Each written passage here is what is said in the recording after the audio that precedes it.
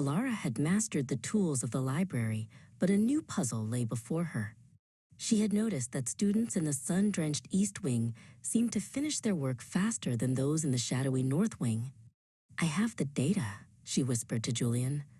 "But how do I prove that the sunlight is actually the cause?"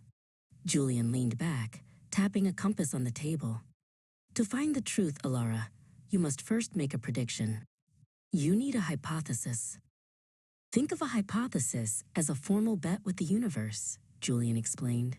"It's a testable statement about the relationship between two variables. But in the world of logic, we don't just make one bet. We start with a baseline, the null hypothesis, or H0. He drew a 0 on a napkin. The null is the skeptical ghost of research. It claims that there is no effect, no difference, and no relationship at all." Alara frowned. "So my null hypothesis would be that the sunlight has no effect on how fast students work?" Julian nodded. "Exactly. The null assumes the world is status quo. It's the defendant in a trial. We assume it's true unless we find enough evidence to reject it. Until you prove otherwise, the difference you saw in the wings is just a coincidence, a flicker of random chance." "But I don't believe in the null," Alara countered, her eyes brightening. "I think the sun matters." Julian smiled. "That is your alternative hypothesis, or H1. It's the challenger. It states that there is indeed a relationship, or a difference. It's the heartbeat of your discovery, the reason you're doing the work. You are gathering evidence specifically to see if the null can be cast aside in favor of the alternative." Julian opened a heavy tome on logic. "Now, you must choose the shape of your alternative. Do you think the sunlight just makes them different, or do you think it specifically makes them faster?" He explained that a non-directional hypothesis predicts a change but doesn't specify which way it goes. It's like saying, the East Wing will have different results than the North Wing without picking a winner. "That's a bit cautious, isn't it?"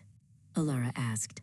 Julian shrugged. "It's useful when you're exploring unknown territory. But if you have a strong hunch, you use a directional hypothesis. This is the one-tailed path. You predict a specific direction, that the sun makes them faster, or perhaps slower. It's more precise, but also more daring, because if they are just different in the wrong way, your prediction fails." To test this, Alara sought out Silas, a student known for his obsession with ambient sound. They decided to run a small experiment in the courtyard. "I have a non-directional hypothesis," Silas said, adjusting his headphones. "I believe that listening to lo-fi beats will change a student's focus compared to silence, but I'm not sure if it will help or hinder them. I just know it won't be the same." Alara shook her head. "I want to be bolder.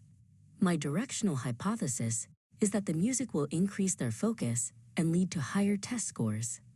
Silas laughed. "Then our null hypothesis is the same for both of us, that the music has absolutely no impact on focus at all. We are both trying to defeat the same skeptical ghost, just with different weapons." Later that evening, Julian found Silas and Alara comparing their notes. They had timed 40 students. "The data is leaning toward the music," Silas noted, showing Julian the clusters of numbers. "But is it significant enough to reject the null?" Julian looked over the figures. "That's the threshold of the explorer. You don't just need a difference. You need a difference so large that chance couldn't have invited it." Alara looked at her maps, now covered in H0s and H1s. She realized that by framing her questions as hypotheses, she wasn't just guessing anymore. She was building a bridge of logic. "The null is the shadow," she mused, "and my alternative is the light I'm using to chase it away." With a final note in her journal, she felt the thrill of the hunt. The mystery was no longer a fog, it was a target.